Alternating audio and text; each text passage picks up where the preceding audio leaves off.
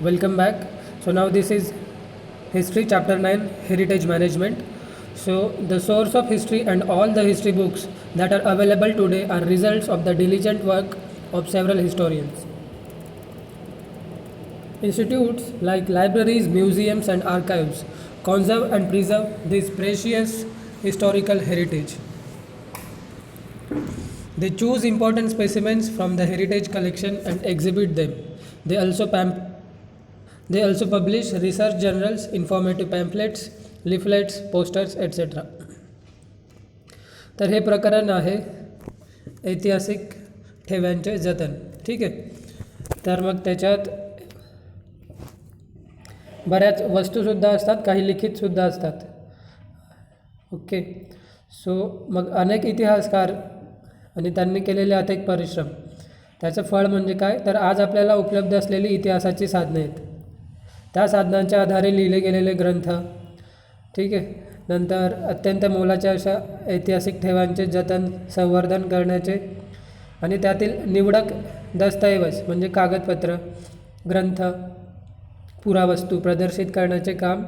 मग संग्रहालय, नंतर अभिलेखागारे. आता अभिलेखागारे म्हणजे काय, तर ज्याच्यात ही माहिती लिहिलेली साठवलेली असते. ठीक आहे. जसं की लायब्ररी आहे आणि इथे ग्रंथालय, लायब्ररीसुद्धा दिलंच आहे. So archives, museum and archives, अभिलेख आगारे. ओके. देन लोकांपर्यंत मग त्यांच्या कामाची क्लासिकली म्हणजे शास्त्रशुद्ध पद्धतीने माहिती पोचावी ॲज इट इज. त्यांच्यातर्फे संशोधन म्हणून मग त्यांच्यातर्फे संशोधन, नियतकालिके आणि इतर प्रकाशने प्रसिद्ध केले जातात.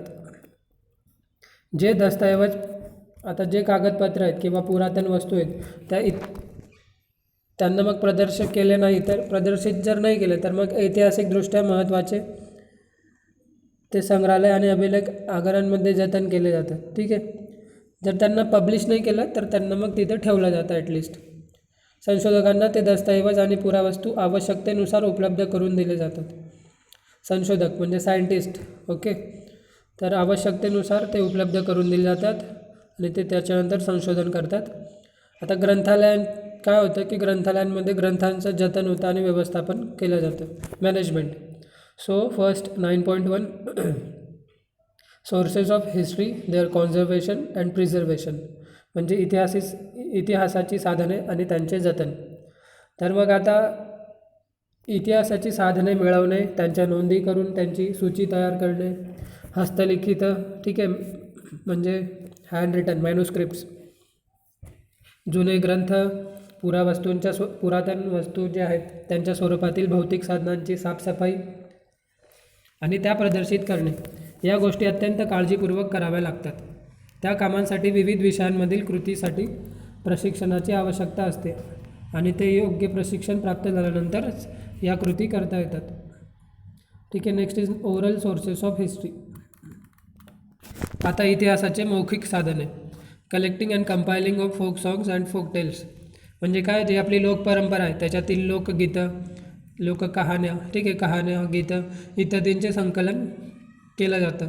नंतर संकलित साहित्याचे वर्गीकरण आणि विश्लेषण करणे, नंतर त्यांचा काही अर्थ असेल तो अर्थ प्रकट करणे, नंतर संशोधित ओरल जे लिटरेचर आहे, publishing the results of respective research म्हणजे संशोधित मौखिक साहित्य जे आहे ते प्रकाशित करणे.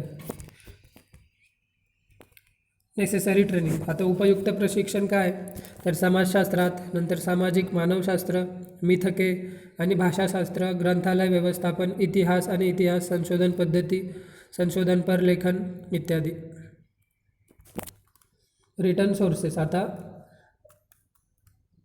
लिखित साधने, इतिहासाची लिखित साधने. तर मग त्यात ताम्रपट, दरबारी दप्तरे, खाजगी पत्रे, दैनंदिनी, ऐतिहासिक ग्रंथ, हस्तलिखित, चित्र, छायाचित्र, जुने ग्रंथ इत्यादी दस्तऐवज इत्यादी कागदपत्रांचं संकलन करणे आणि संपादन करणे. ठीक आहे. सो येस, ताम्रपट म्हणजे काय, तर कॉपर प्लेट्सवर लिहिलेलं असायचं इन्स्क्रिप्शन म्हणजे त्याच्यावर एक प्रकारे कोरीव काम आहे ते, बट लिहिलेलं आहे. Okay. So next is completing necessary mechanical and chemical process. मग हे आपण बघितलं की सफाई आणि इतर रासायनिक प्रक्रिया करणे का, तर त्यांचे संवर्धन करण्यासाठी.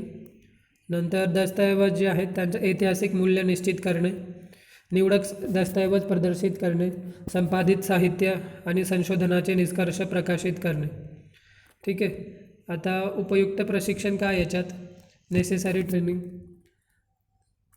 तर मग अशा वेगवेगळ्या स्क्रिप्ट्स आहेत, म्हणजे काय लिपी आहेत, तर त्याच्यात ब्राह्मी लिपी, मोडी लिपी, पर्शियन लिपी आणि त्यांच्या विकासाचे क्रमाचे ज्ञान, म्हणजे ते हळूहळू कसे डेव्हलप झाले, chronological. Okay.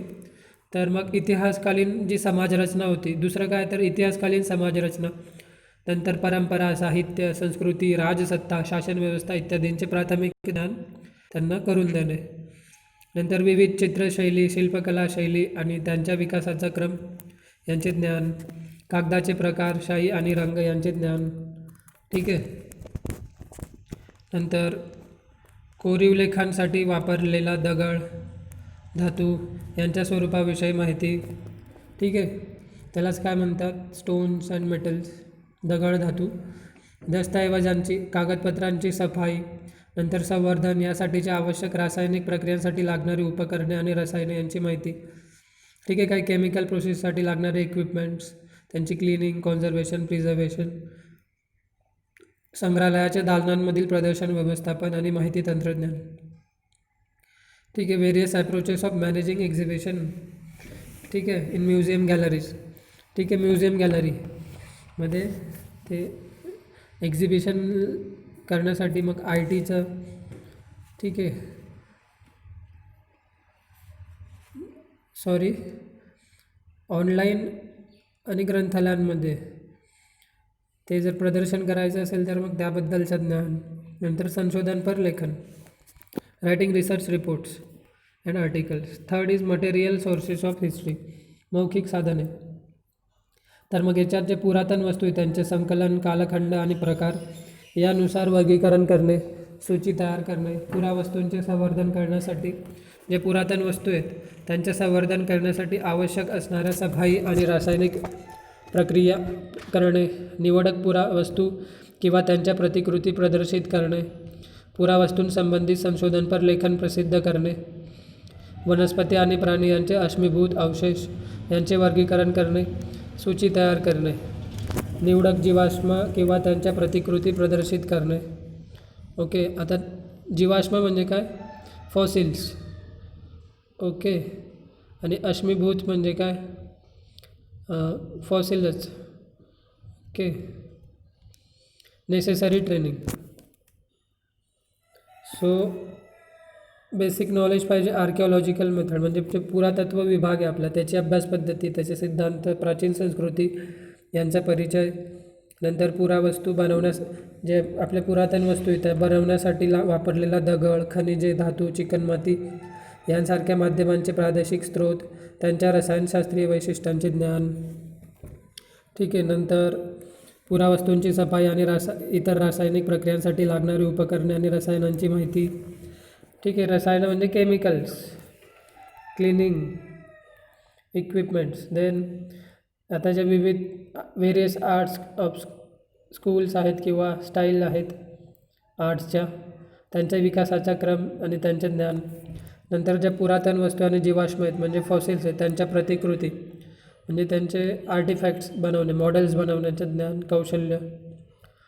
So now next, knowledge of various approaches of managing exhibitions in museum galleries. म्हणजे आता संग्रहालयाचं जे दालन आहे त्याच्यात प्रदर्शन व्यवस्थापनास आणि माहिती तंत्रज्ञानाचे ज्ञान. त्याचबरोबर संशोधनपर लेखन. Some famous museums. आता काही नावाजलेली संग्रहालय. तर मग मध्ययुगात युरोपमधील राजघराण्यातील व्यक्ती आणि श्रीमंत लोकांनी संग्रहित केलेल्या कलावस्तूंच्या व्यवस्थापनाच्या गरजेतून संग्रहालयांची कल्पना उदयाला आली. ठीक आहे. आता मध्ययुग म्हणजे काय, तर मेडिएवल युरोप जो होता, ठीक आहे, त्या काळामध्ये ज्या राजघराण्यातील व्यक्ती होत्या आणि श्रीमंत लोक होते त्यांनी काही केलं होतं, elite families. So manage the antiquities collected by members. ठीक आहे, कलावस्तूंचे व्यवस्थापन करणे, कारण की या श्रीमंत लोकांनी त्यांच्या घरात ते साठवले होते किंवा ठेवले होते. नंतर नेक्स्ट आहे लूव्र म्युझियम, फ्रान्स. पॅरिस शहरातील हे एक म्युझियम आहे. तिथे संग्रहालयाची स्थापना इसवी सन 1818व्या शतकात झाली. नंतर मग फ्रेंच राजघराण्यातील व्यक्तींनी जमा केलेल्या कलावस्तूंचे संग्रह या संग्रहालयात ठेवले आहेत. त्यामध्ये लिओनार्दो दा विंची या जगप्रसिद्ध इटालियन चित्रकाराने रेखाटलेल्या म्हणजे ड्रॉ केलेलं आहे त्यांनी ते मोनालिसाचे चर्चित चित्र इथे आहे. लिओनार्दो दा विंची फ्रान्सचा 16व्या शतकात होऊन गेलेला राजा. ठीक आहे, पहिला राजा कोणता होता? फ्रान्सिस. तिथे तो त्याच्या तिथे आश्रय घेतला होता याने आणि त्या दरबारात तो राहत होता, चित्र काढत होता. सर नेपोलियन बोनापार्टने आपल्या त्याने आक्रमणं केले होते त्याच्या दरम्यान मायदेशी आणलेल्या कलावस्तूंमुळे लूव्र संग्रहालयातील संग्रह खूपच वाढला. सध्या या संग्रहालयात अश्मयुगीन म्हणजे काय, स्टोन एज ते आधुनिक काळ, मॉडर्न एज 3,80,000हून अधिक कलावस्तू आहेत. Okay, so it is from stone age to modern age. Next आहे ब्रिटिश संग्रहालय, ब्रिटिश म्युझियम, इंग्लंड. तर मग लंडन शहरात असलेल्या ब्रिटिश संग्रहालयाची जी स्थापना आहे ती इसवी सनाच्या 18व्या शतकात झाली. कोणी केली? तर सर हॅन स्लोअन या तत्कालीन त्यावेळचे जे निसर्गशास्त्र होते त्याच्या संग्रहालयातील सुमारे 71,000 वस्तू इंग्लंडचा राजा दुसरा, काय नाव तर जॉर्ज सेकंड किंग जॉर्ज याच्याकडे सुपूर्द केल्या. त्यामध्ये अनेक ग्रंथ, चित्रे, वनस्पतींचे नमुने इत्यादींचा समावेश होता. पुढे इंग्रजांनी त्यांच्या अंमलाखालील विविध वसाहतींमधून म्हणजे काय त्यांच्या ब्रिटिशांच्या जिथे जिथे कॉलनीज होता त्या वस्तू मायदेशी आणलेल्या कलावस्तू, प्राचीन अवशेष. ठीक आहे, यामुळे ब्रिटिश संग्रहालयातील वस्तूंची संख्या वाढतच गेली. आणि मग आज मितीला म्हणजे आज in today's date there are 80 lakh objects और things in the museum. Okay, आणि त्याच्यात भारतातल्या बऱ्याच वस्तूंचा समावेश आहे. So next is our National Museum of Natural History, United States of America. हे ब्रिटिश म्युझियम, इंग्लंड. नाव नॅशनल म्युझियम, अमेरिका. तर मग अमेरिकेतील स्मिथसोनियन इन्स्टिट्यूशन या संस्थेच्या व्यवस्थापनाखाली म्हणजे under the management of this, मग तिथे जे नैसर्गिक इतिहासाचे संग्रहालय होते ते इसवी सन 1846मध्ये सुरू झाले. इथे वनस्पती, प्राणी यांचे अवशेष आणि जीवाश्म खनिजे, दगड, मानव प्रजातींचे अश्मीभूत अवशेष आणि पुरावस्तू यांचे 12 कोटींहून अधिक नमुने संग्रहित केले आहेत. Okay, so 12 crores 120 million. Okay, now next museums in India म्हणजे तर भारतातील संग्रहालय. तर मग कोलकाता येथील भारतीय संग्रहालय हे भारतातील पहिले संग्रहालय एशियाटिक सोसायटी ऑफ बेंगॉल या संस्थेतर्फे इसवी सन 1814मध्ये स्थापन झाले. चेन्नई येथील इसवी सन 1851मध्ये सुरू झालेले गव्हर्मेंट म्युझियम हे भारतातील दुसरे संग्रहालय इसवी सन 1949मध्ये मग ते सुरू झालं. ठीक आहे, तर यामध्ये दिल्लीतील राष्ट्रीय वस्तू संग्रहालयाची नॅशनल म्युझियमची स्थापना झाली. आज मितीला भारतातील विविध राज्यांमध्ये अनेक संग्रहालय आहेत. तर मग in today's date there are many museums in India and they are big also. आणि मग बहुतेक मोठ्या संग्रहालयांची स्वतःची अभिलेख आगारे आहेत. ठीक आहे, सो हे आधीच सांगितलं मी की तिथे काही रिटर्न डॉक्युमेंट्स ते साठवून ठेवतात. आणि ग्रंथालयेसुद्धा आहेत. काही संग्रहालय विद्यापीठांशी संलग्न असतात. They are related to universities. आणि मग अशा संग्रहालयांतर्फे संग्रहालयशास्त्र या विषयाचे विविध अभ्यासक्रम शिकवले जातात. संग्रहालयशास्त्रातील पदवी, ओके, डिप्लोमा, डिग्री, त्याला काय म्हणतात? म्युझिओलॉजी. ठीक आहे, त्यानंतर मग संग्रहालयातील पदवी उपलब्ध करून देणारा पदविका अभ्यासक्रम पुढे काही संस्था दिल्या आहेत. सो नॅशनल म्युझियम दिल्ली, राष्ट्रीय वस्तू संग्रहालय दिल्ली, महाराज सयाजीराव विद्यापीठ वडोदरा, कोलकाता विद्यापीठ कोलकाता, बनारस हिंदू युनिव्हर्सिटी वाराणसी, जिवाजी विद्यापीठ ग्वालियर. ठीक आहे. So now next is Chhatrapati Shivaji Maharaj वस्तू संग्रहालय. ओके. सो मुंबईला हे आहे. इसवी सन 1904 साली मुंबईतील काही प्रतिष्ठित नागरिकांनी एकत्र येऊन प्रिन्स ऑफ वेल्सच्या भारत भेटीच्या स्मरणार्थ एक वस्तू संग्रहालय उभारण्याचा निर्णय घेतला. इसवी सन 1905च्या नोव्हेंबर महिन्यात या संग्रहालयाच्या इमारतीची पायाभरणी झाली आणि संग्रहालयाचे नाव Prince of Wales Museum of Western India असे निश्चित करण्यात आले. इसवी सन 1998मध्ये संग्रहालयाचे नाव बदलून छत्रपती शिवाजी महाराज वस्तू संग्रहालय असे ठेवण्यात आले. ठीक आहे. आणि पुढे काय तर संग्रहालयाची जी वास्तू आहे ती इंडो गोथिक, तो it is built in Indo Gothic style. तिला मुंबई शहरातील पहिल्या प्रतीची सांस्कृतिक वारसा ग्रेड 1 हेरिटेज बिल्डिंग येते. Grade 1 heritage building. आणि संग्रहालयात मग आर्ट, नंतर आर्किओलॉजी, नंतर नॅचरल हिस्ट्री अशा 3 वर्गात ते विभागलं आहे आणि सुमारे 50,000 पुरातन वस्तू तिथे आहेत. Okay. So now next question for homework is write note on Chhatrapati Shivaji Maharaj वस्तू संग्रहालय. Also next question for homework is British Museum England, and also next question for homework is write short note on National Museum of Natural History United States of America.